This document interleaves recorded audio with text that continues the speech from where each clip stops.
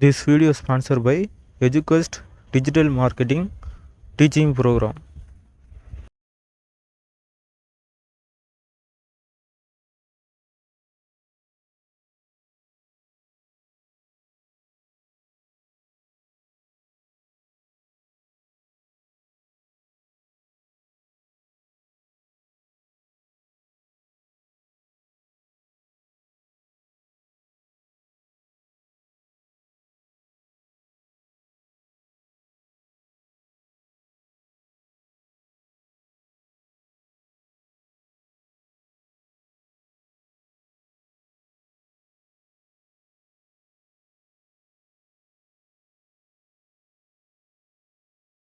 மன்னா வணக்கம் அண்ணா. வணக்கம் அமைச்சரே, வாருங்கள் வாருங்கள். அமைச்சரே, நேற்று நான் நகர்வலம் சென்றிருந்தேன். என்ன, நேற்று நகர்வலம் சென்றீர்களா? எனக்கு தெரியாமலா? அமைச்சரே, நகர்வலம் தானே சென்றேன். போருக்கா சென்றேன். அதற்கு எதற்கு இவ்வளவு அதிர்ச்சி?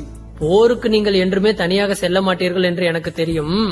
நகர்வலம் பொதுவாக எல்லோரையும் அழைத்துக் கொண்டுதானே செல்வீர்கள், அல்லது என்னுடன் தானே வருவீர்கள். இப்போதெல்லாம் தனியாகவே செல்கிறீர்களே, அதுதான் ஏன் என்று கேட்டேன். இல்லை அமைச்சரே, இப்போதெல்லாம் தனித்திருக்க பழகி கொண்டேன். ஓஹோ, நீங்கள் அப்படி வருகிறீர்களா? தொலைநோக்கு சிந்தனை, எதிர்காலத்தை இப்போதே கணித்து செயல்படுகிறீர்கள்.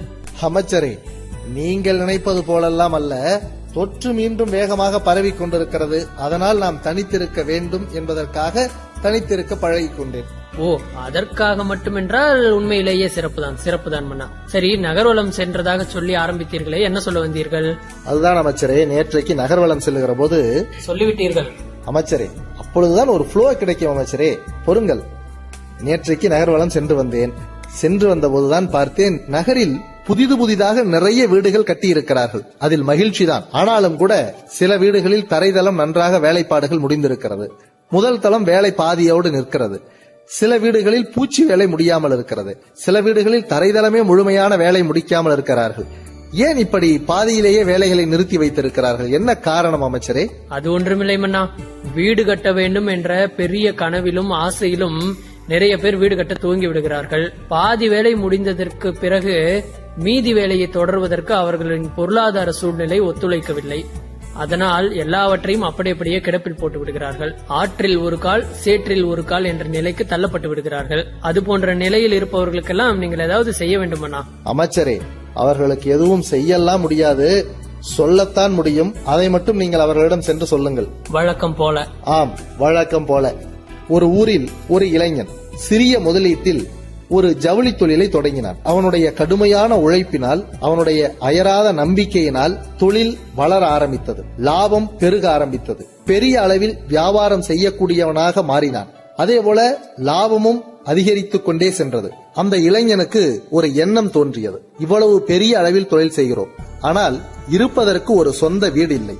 அதனால் வரக்கூடிய இந்த பெரிய லாபத்திலிருந்து ஒரு சிறு வீட்டை கட்டுவோம் என்று வீடு கட்ட தொடங்கினான். தொடங்கியவுடன் கட்டுமான பணிகளும் வேகமாக நடந்து கொண்டிருந்தது. அப்படி நடந்து கொண்டிருக்கிற போது நிறைய பேர் வீட்டை அக்கம் பக்கம் உள்ளவர்கள் எல்லாம் பார்த்து சென்றார்கள். பார்த்து சென்றவர்கள் பார்த்து மட்டும் சென்றிருந்தால் பரவாயில்லை, அந்த இளைஞனையும் பார்த்து, நீ எவ்வளவு பெரிய தொழில் செய்கிறாய், எவ்வளவு லாபகரமாக அது சென்று கொண்டிருக்கிறது, உன்னுடைய தகுதிக்கு இவ்வளவு சிறிய வீடா கட்டுவது, உன் மனது போல இன்னும் பெரிதாக வீடு கட்ட வேண்டும் என்று எல்லாம் சொல்ல, அவனும் ஒரு ஆசையில் சரி பெரிதாகவே கட்டுவோம் என்று எண்ணி அதற்கான வேலைகளையும் தொடங்கினான். ஒரு கட்டத்தில் அவன் கையில் இருக்கிற பணம் போதுமானதாக இல்லை. அதனால் வங்கியில் கடன் பெற வேண்டிய நிலை. கடனை வாங்கி வீட்டை கட்டி முடித்தான். கட்டி முடித்து புதுமனை புகுவிழா நடத்தினான். அந்த விழாவிற்கு வந்தவர்கள் வீட்டை பார்த்து பாராட்டியதோடு மட்டுமல்லாமல் அவனையும் புகழ்ந்து தள்ளினார்கள். அது மட்டுமல்ல, இவ்வளவு பெரிய வீடு, அந்த வீட்டின் முன்பு இவ்வளவு பழைய காரா, அதனால் ஒரு புது கார் வாங்கி நிறுத்து வீட்டின் முன்னால், அப்பொழுதுதான் வீட்டிற்கும் அழகு, உனக்கு மரியாதை என்று சொல்ல மீண்டும் கடன் வாங்கி ஒரு விலையுயர்ந்த புதிய காரை வாங்கி வீட்டின் முன் நிறுத்தினான். ஆக ஹவுசிங் லோனோடு சேர்ந்து கார் லோனும் சேர்ந்து கொண்டது. ஆமாம் அமைச்சரே, நாட்கள் நகர்ந்தன. புது வீடும் புது காரும் கம்பீரமாகத்தான் இருந்தது. ஆனால் கடன் சுமை காரணமாக மேற்கொண்டு தொழிலில் முதலீடு செய்ய முடியாமல் ஜவுளித்துறையில் வந்திருக்கக்கூடிய நவீன யுக்திகளை பயன்படுத்த முடியாமல் தொழிலில் வியாபாரம் பாதிக்கப்பட்டு தொழிலும் நொடிந்து போனது, அந்த இளைஞனும் நொடிந்து போனான். அது மட்டுமல்ல, கடன் சுமை தாங்க முடியாமல் முதலில் காரை விற்றான், பிறகு கட்டிய வீட்டை விற்றான், கடைசியில் தொழிலையும் விட்டான். வேறு ஒரு ஜவுளி கடைக்கு வேலைக்கு செல்ல வேண்டிய நிலைக்கு தள்ளப்பட்டான். அதனால் அமைச்சரே, வரவுக்கு ஏற்ற செலவு இருக்க வேண்டும், செலவுக்கு ஏற்ற அளவுக்குத்தான் தேவையை அமைத்துக் கொள்ள வேண்டும். ஆசைப்பட்டு அகலக்கால் வைத்து விட்டால் பிறகு இந்த இளைஞனுக்கு ஏற்பட்ட நிலைமைதான் மற்றவர்களுக்கும் ஏற்படும். அதனால் நான் சொன்ன செய்தியெல்லாம் ஒரு நோட்டீஸில் அச்சடித்து எந்தெந்த வீடுகள் வேலை முடிக்கப்படாமல் நிற்கிறதோ அந்தந்த வீடுகளில் சென்று ஒட்டிவிடச் சொல்லுங்கள். ஆஹா, அருமையான ஆலோசனைகள் மன்னா. உடனே அச்சகத்திற்கு சென்று அச்சடிக்க சொல்லி விடுகிறேன். அமைச்சரே ஒரு நிமிடம். ஏன் மன்னா? அச்சடிக்கிற போது அந்த அச்சகத்தாரிடம் சொல்லுங்கள், அந்த நோட்டீஸின் கீழே கதை உருவாக்கம் என்று என்னுடைய பெயரை பெரிய எழுத்தில் அச்சடிக்க சொல்லிவிடுங்கள். இது என்ன நல்ல கதையா இருக்கிறது? நான் அரசவைக்குள் நுழையும் போதுதான் இந்த கதையை யூடியூபில் நீங்கள் பார்த்து கொண்டிருந்தீர்கள். உங்கள் பெயரை போட சொன்ன. This video is sponsored by EduQuest Digital Marketing Teaching Program.